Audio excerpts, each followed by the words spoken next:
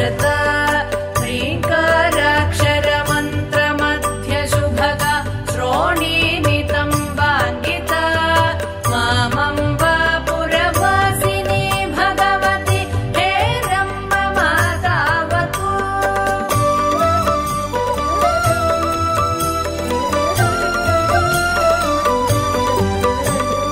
कल्याणी कमनीय सुन्दरवपु कात्यायनी कालिका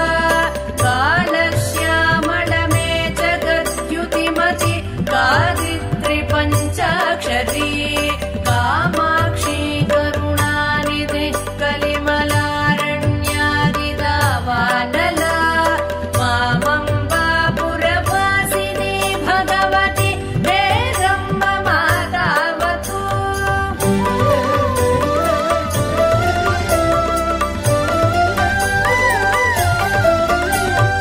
काञ्ची कङ्कणहार कुण्डलवति कोटिकिरीटान्विता गन्धर्पद्युति कोटिकोटिसदन पीयूषकुम्भस्तना कौसुम्भारुण काञ्चनाम्बरवृत कैलासवासप्रिया मामम्बा पुरवासिनी भगवति हेरम्ब मातावतु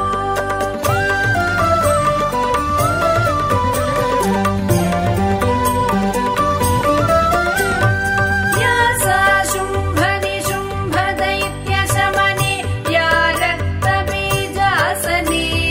या श्रीविष्णुसरोजनेत्रभवन या ब्रह्मविद्यासनी या देवी मधुकैटभासुररिपु या माहिषध्वंसिनी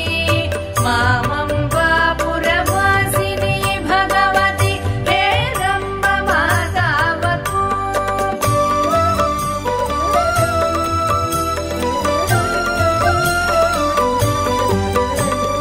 श्रीविद्या परदेवतादिजननी दुर्गा जया चण्डिका बाला श्रीत्रिपुरेश्वरी शिवसती श्रीराजराजेश्वरी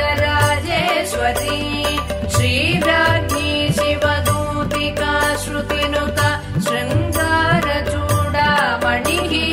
मामम्बा पुरवासिनी भगवति हेरम्ब मातावतु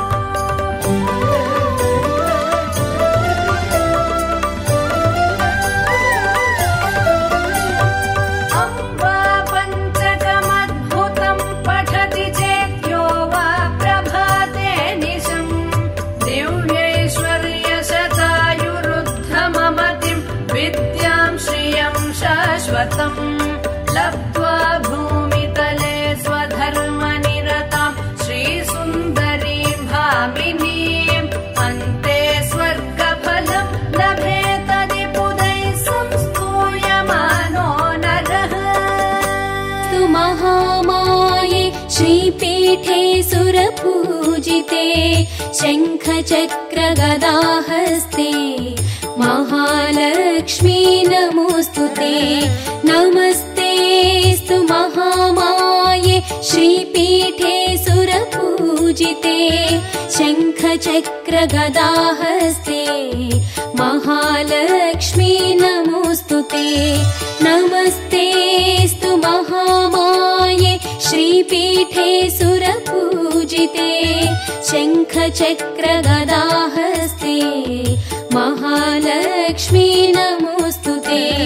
नमस्तेऽस्तु महामाये श्रीपीठे सुरपूजिते शङ्खचक्रगदाहस्ते महालक्ष्मी नमोऽस्तुते नमस्तेऽस्तु महामाये श्रीपीठे सुरपूजिते शङ्खचक्रगदाहस्ते महालक्ष्मी नमोऽस्तुते नमस्तेऽस्तु महामाये श्रीपीठे सुरपूजिते शङ्खचक्रगदाहस्ते